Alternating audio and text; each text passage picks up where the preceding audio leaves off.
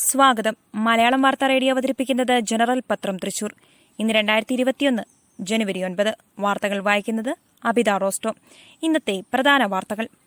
വൈറ്റില കുണ്ടന്നൂർ മേൽപ്പാലങ്ങൾ കൊച്ചിക്ക് സമർപ്പിച്ചു. കൊച്ചി നഗരത്തിലെ ഗതാഗതക്കുരുക്കിന് ആശ്വാസമായി വൈറ്റില മേൽപ്പാലം പൊതുഗതാഗതത്തിന് തുറന്നുകൊടുത്തു. മുഖ്യമന്ത്രി പിണറായി വിജയൻ ഓൺലൈനായാണ് ഉദ്ഘാടനം നിർവഹിച്ചത്. പാലത്തിന്റെ നിർമ്മാണം പൂർത്തീകരിച്ച് പൊതുമരാമത്ത് വകുപ്പിനെ മുഖ്യമന്ത്രി അഭിനന്ദിച്ചു.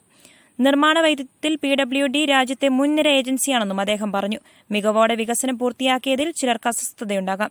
ഫണ്ടില്ലാതെ പണി മുടങ്ങിയപ്പോഴും ഒരു പാലം തകരാറിലായപ്പോഴും ഇവരെ കണ്ടില്ലെന്നും മുഖ്യമന്ത്രി പറഞ്ഞു. ഉദ്ഘാടനത്തിന് മുമ്പേ പാലം തുറന്നവരെ അദ്ദേഹം വിമർശിക്കുകയും ചെയ്തു.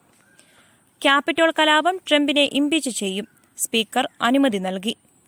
വാഷിംഗ്ടൺ തെരഞ്ഞെടുപ്പ് ഫലം അട്ടിമറിക്കാൻ US പ്രസിഡന്റ് ഡൊണാൾഡ് ട്രംപിന്റെ അനുയായികൾ ക്യാപിറ്റോൾ മന്ദിരത്തിൽ നടത്തിയ അക്രമങ്ങളിൽ പ്രോത്സാഹനം നൽകിയെന്ന് ആരോപിച്ച് US പ്രസിഡന്റ് ഡൊണാൾഡ് ട്രംപിനെതിരെ തിങ്കളാഴ്ച ജനപ്രതിനിധി സഭയിൽ ഇംപീച്ച്മെന്റ് പ്രമേയം കൊണ്ടുവരുമെന്ന് ഡെമോക്രാറ്റിക് പാർട്ടി. മുതിർന്ന കോൺഗ്രസ് നേതാവും ഗുജറാത്ത് മുൻ മുഖ്യമന്ത്രിയുമായിരുന്ന മാധവ് സിംഗ് സോളങ്കി അന്തരിച്ചു. ന്യൂഡൽഹി പ്രമുഖ കോൺഗ്രസ് നേതാവും ഗുജറാത്ത് മുൻ മുഖ്യമന്ത്രിയുമായ മാധവ് സിംഗ് സോളങ്കി 93 നിര്യാതനായി. നരസിംഹറാവു മുഖ്യമന്ത്രിസഭയിൽ വിദേശകാര്യമന്ത്രിയായിരുന്നു.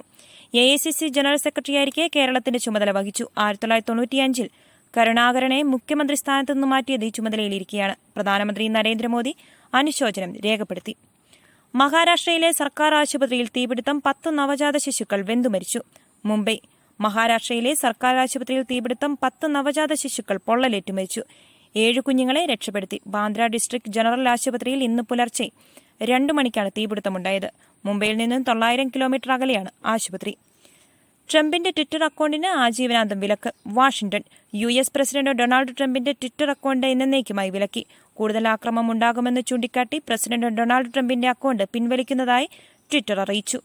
US പാർലമെന്റായ ക്യാപിറ്റോൾ മന്ദിരം കയ്യേറി ട്രംപ് അനുകൂലികൾ അക്രമം നടത്തിയതിന്റെ പശ്ചാത്തലത്തിലാണ് നടപടി. സഖാവിന്റെ ഖജനാവിൽ കോടികൾ, ബെബ്ക്യൂ ആപ്പിന് താഴ്വീഴും. തിരുവനന്തപുരം CPM സഹയാത്രികന്റെ സ്റ്റാർട്ടപ്പ് കമ്പനിക്ക് കോടിക്കണക്കിന് രൂപ ലഭിച്ചുവെന്ന് ഉറപ്പായതോടെ വെർച്വൽ ക്യൂ സംവിധാനത്തിലൂടെ വിദേശമദ്യം വിതരണം ചെയ്യുന്നതിനായി തയ്യാറാക്കിയ വെബ്ക്യൂ ആപ്പ് സർക്കാർ ഉപേക്ഷിക്കാൻ ഒരുങ്ങുന്നു. ബാറുകൾ തുറന്ന സാഹചര്യത്തിൽ ആപ്പിന് പ്രസക്തിയില്ലെന്നാണ് എക്സൈസ് വകുപ്പിന്റെ വിലയിരുത്തൽ. അതേസമയം ബുക്ക് ചെയ്ത് മദ്യം വാങ്ങുന്നതിനുള്ള സൌകര്യം നിലനിർത്തണമെന്നാവശ്യപ്പെട്ട് വെബ്ക്യൂ ആപ്പ് വികസിപ്പിച്ച സ്റ്റാർട്ടപ്പ് കമ്പനി ഉടമ സർക്കാരിന് കത്ത് നൽകിയിട്ടുണ്ട്. കർഷക സമരം കോവിഡ് വ്യാപനത്തിനിടയാക്കുമെന്ന് സുപ്രീംകോടതി.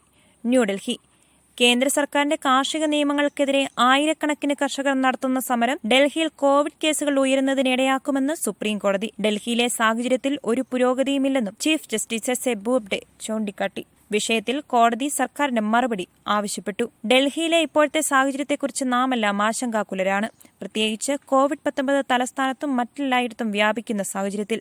എന്നാൽ ഒരു പുരോഗതിയുമില്ലെന്ന് ചീഫ് ജസ്റ്റിസ് ചൂണ്ടിക്കാട്ടി. ഉൾപ്രദേശങ്ങളിൽ വാക്സിൻ എത്തിക്കാൻ വ്യോമസേനയുടെ സഹായം തേടും. ന്യൂഡൽഹി COVID-19-നെതിരായ വാക്സിൻ വിതരണത്തിൽ പങ്കാളികളാകാൻ ഇന്ത്യൻ വ്യോമസേനയും. വാക്സിൻ രാജ്യത്തിന്റെ വിവിധയിടങ്ങളിൽ എത്തിക്കുന്നതിന് വ്യോമസേനയുടെ വിമാനങ്ങളും മറ്റു കമ്പനിയുടെ വിമാനങ്ങളും ഉപയോഗിക്കുമെന്ന് സർക്കാർ വൃത്തങ്ങൾ വ്യക്തമാക്കി. UK വിമാനങ്ങളുടെ വിലക്ക് നീട്ടണമെന്ന് കേജ്രിവാൾ. ന്യൂഡൽഹി UK-യിൽ പുതിയ കോവിഡ് വകഭേദം പടർന്നു പിടിക്കുന്ന സാഹചര്യത്തിൽ UK-യിൽ നിന്നുള്ള വിമാനങ്ങൾക്ക് ഏർപ്പെടുത്തിയ വിലക്ക് ജനുവരി 31 വരെ നീട്ടണമെന്ന് ഡൽഹി മുഖ്യമന്ത്രി അരവിന്ദ് കെജ്രിവാൾ. UK-യിൽ നിന്നുള്ള വിമാനങ്ങളുടെ വിലക്ക് കേന്ദ്ര സർക്കാർ കഴിഞ്ഞ ദിവസം ഭാഗികമായി പിൻവലിച്ച സാഹചര്യത്തിലാണ് വിലക്ക് നീട്ടുന്ന കാര്യം പരിഗണിക്കണമെന്ന് കെജ്രിവാൾ കേന്ദ്രത്തോട് ആവശ്യപ്പെട്ടത്. പ്രശസ്ത ഫാഷൻ ഡിസൈനർ സത്യ പോൾ അന്തരിച്ചു. ചെന്നൈ വസ്ത്രവ്യാപാര രംഗത്ത് വേറിട്ട ഇടപെടലുകൾ നടത്തിയ പ്രശസ്ത ഫാഷൻ ഡിസൈനർ സത്യ പോൾ 79 അന്തരിച്ചു.